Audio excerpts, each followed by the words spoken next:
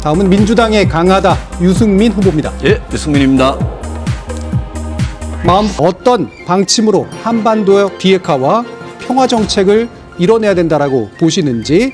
예, 지난 북핵 우리의 전략은 처참하게 실패를 했습니다. 제가 대통령이 되면 북핵 대비 계획을 반드시 수립해서 그걸 실천하겠습니다. 그 골자는 네 가지입니다. 첫째는 이제까지 협상의 틀을 완전히 바꾸겠습니다. 북한이 핵이 없어도 안전하게 살아갈 수 있다는 확신을 주되 만약 핵을 포기하지 않으면 지금 현재 제재와 압박을 더욱 강화하겠습니다. 둘째는 억제입니다. 핵 공유, 전술핵 재배치 그리고 북한 지도부 참수작전 같은 걸 통해서 확실한 억제를 하겠습니다. 셋째는 북한이 만약 핵을 발사를 한다면 킬체인과 KAMD로 확실하게 이 땅에 북한의 핵미사일이 떨어지지 않도록 하겠습니다.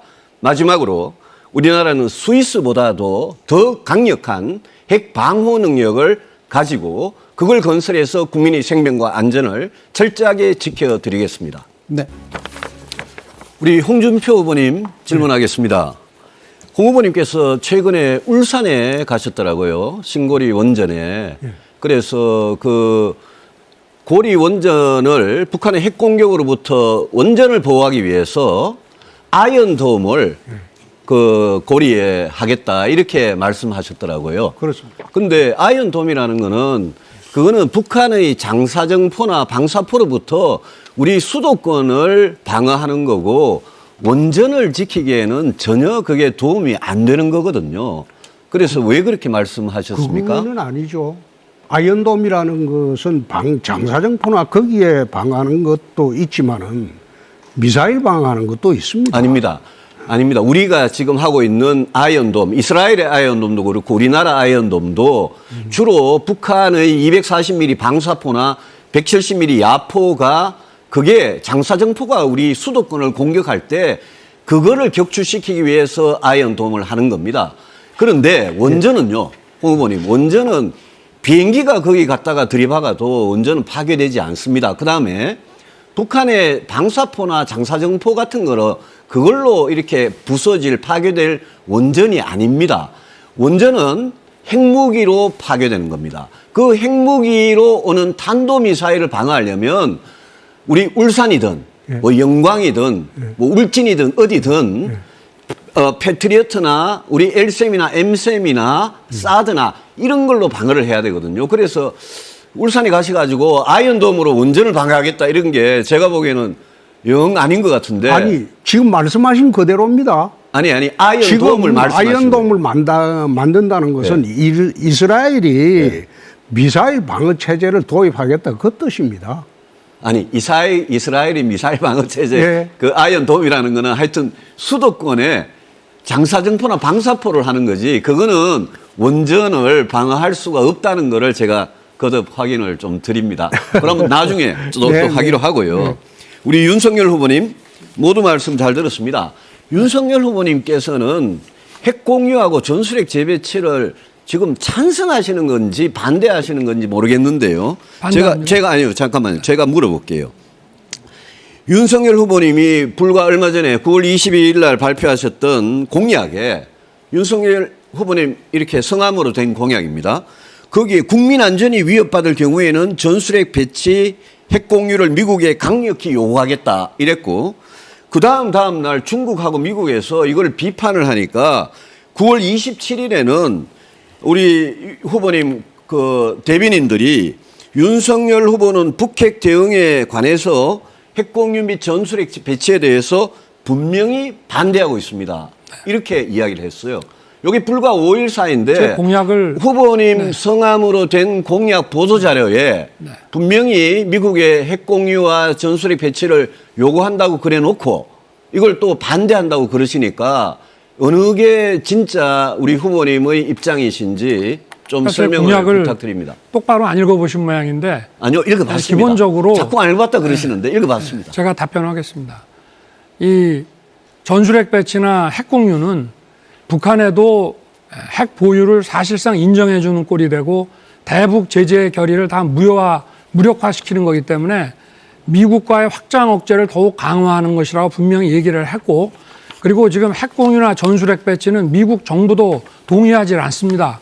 근데 이게 기존의 그 확장 억제가 도저히 안 될 때 미국과 상의해서 마지막으로 이런 걸 할 수 있다는 것이지, 지금 상태에서는 저희가 핵공유나 예, 전술핵 시간 배치를 하려고 해도 종료됐습니다. 미국이 동의를 해서 핵을 줘야 되는데 예, 예. 지금 그럴 생각이 전혀 없기 때문에 그러니까 네. 마지막 단계에는 하겠다는 겁니다. 자, 그거는 주도권이 어쩔 수 없는 끝났습니다. 단계에 그런 것도 고려할 수 어쩔 있다는 수 없이 것이지. 한다. 주도권이 지금은 넘어갑니다. 저는 그리고 저 유승민 후보에게 질문을 좀 드리겠습니다. 저는 출산과 육아를 남녀가 함께 책임지듯이 예. 국방과 병력 의무도 이제는 남녀가 함께 책임질 시대가 예. 됐다. 그래서 제가 이스라엘, 스웨덴, 노르웨이처럼 남녀 모두 징병하는 남녀 공동 복무제 공약을 했고, 예. 유 후보님께 단도직입적으로 여성 징병하는 것에 어떻게 생각하십니까? 검토해볼 만한 가치가 있다고 생각합니다. 진짜요? 예. 아, 의외 답변인데요. 의외의 답변이었습니까? 근데 저는 왜 그런 질문을 했냐면 유 후보님께서 모병제 반대하실 때 흑수저 청년들만 군대 가게 저는, 되는 건 예. 불공정이다. 공정과 정의 문제라고 생각합니다. 그래서 예. 남성만 군대 가는 것도 이 시대에 저는 예. 불공정이라고 생각할까 궁금했어요. 그것도 차별입니다. 예. 우리 아까 우리 유승민 후보한테 내가 좀 늦게 해서 참 미안한데, 아이언돔이라는 거는 북의 미사일 방어 체제를 이스라엘식으로 한번 해보자, 그 뜻입니다.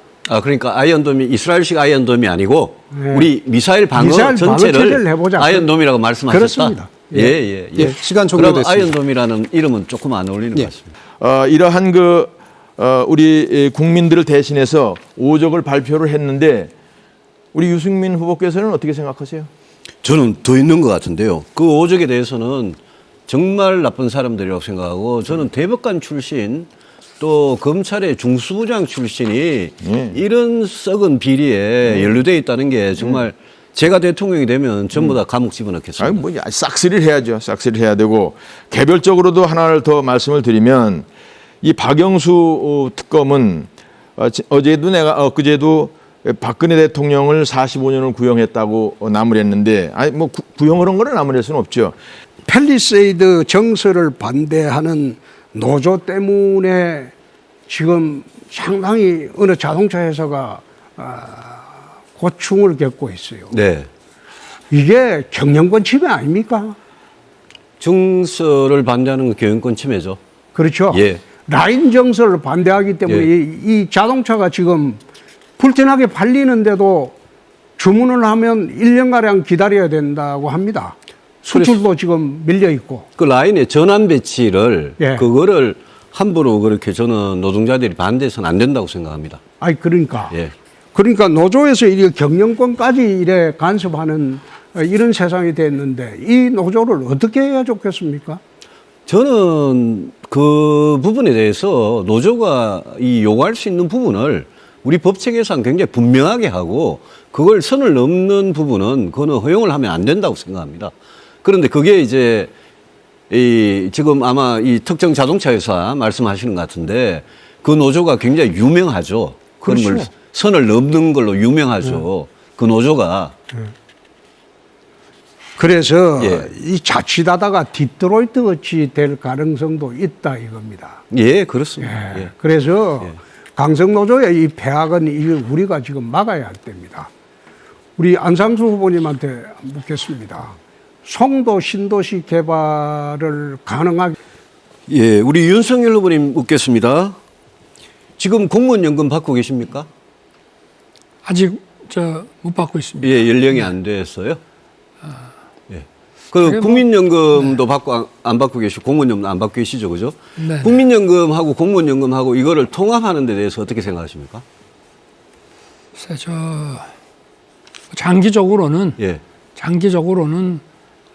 연금이 이렇게 통합 체제로 가는 것이 바람직한데, 그 말씀하신 장기가 어느 정도 저게 기간입니까? 워낙 이게 이해 상충이 심하기 때문에 예. 특정 정권이 대통령이 결단해가지고 예. 할 수 있는 문제는 윤 좀 아니지 후보님은 않느냐. 공무원연금하고 국민연금을 개혁을 하시겠습니까? 개혁은 해야죠. 특히 둘 다. 국민연금. 둘 다. 네. 근데 통합은 안 하고. 국민연금은 박근혜 대통령 계실 때 조금 개혁을 했고, 예. 국민연금은 일단 손을 안 댈 수가 없는 것이 예. 지금 많이 부실해졌지 않습니까? 알겠습니다. 미래 세대를 위해서 알겠습니다. 해야 된다고 예. 생각합니다. 네. 윤석열 후보께서 문재인 정부의 부동산 대책 중에 네. 지난번에 윤 후보 부동산 대책을 보니까 지난해 총선 이후에 민주당이 완전히 날치기 통과시킨 임대차 3법을 네네. 그것 때문에 전월세 대란이 났는데 네네. 임대차 3법을 지난해 통과시킨 걸 폐지하겠다 이 말씀 안 하고 유지를 하겠다라고 돼 유지하는 건 있더라고요. 절대 아닙니다. 유지하는 게 아니고 예. 4년을 2년으로 바꾸고 예. 그리고 4년에 5% 돼 있는 것도 2년에 5%로 바꾸고 예. 그리고 다만 4년을 유지해 가면서 예. 임대료를 더 안 올린 임대인에 대해서는 세제 혜택을 주겠다 이렇게 얘기했습니다. 알겠습니다. 지난번에 청약 통장은 만들어 본 적이 없다고 그러셨는데 전월세 계약 해보셨습니까? 전월세 계약은 뭐 해봤습니다만은 제가 직접 계약 복덕방에 가지는 않았습니다. 아니 그럼 누가 합니까? 아니 뭐 저희 그 집사람이 하고. 그래 결혼하고 난 다음에 네네, 전월세 네. 계약을 네네. 해보셨는데 네네. 부인이 하셨다. 네네. 예. 박영수 아까 그 안상수 후보님께서 네.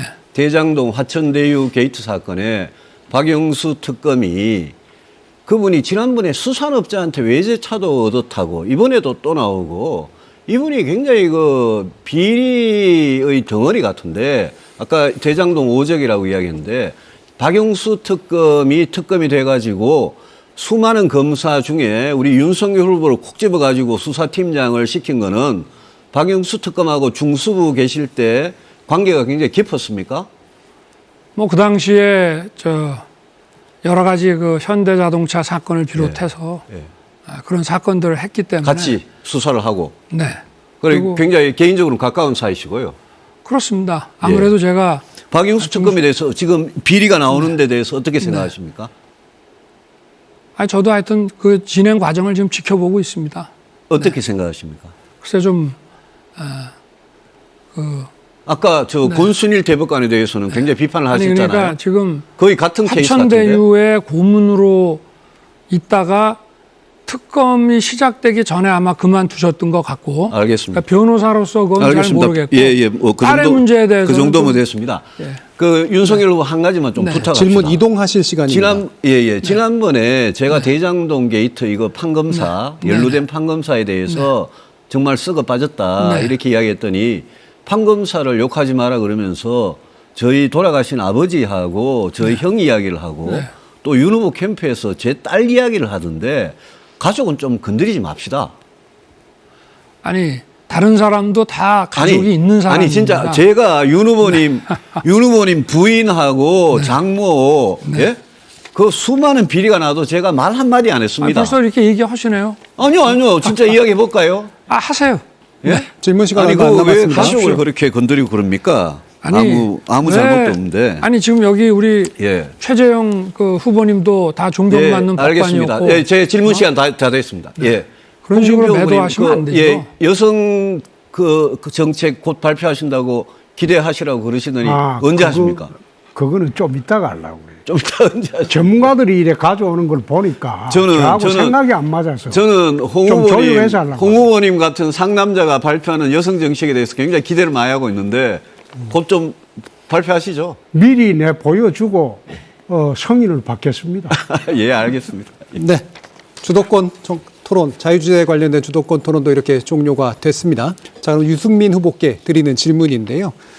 확진자 수가, 그러니까 신규 확진자 수, 코로나에 관련된 이제 3,000명이 넘어서기까지도 했고, 이른바 위드 코로나로의 전환, 정책 전환이 필요하다라고 하는 그런 주장도 많아지고 있는데요.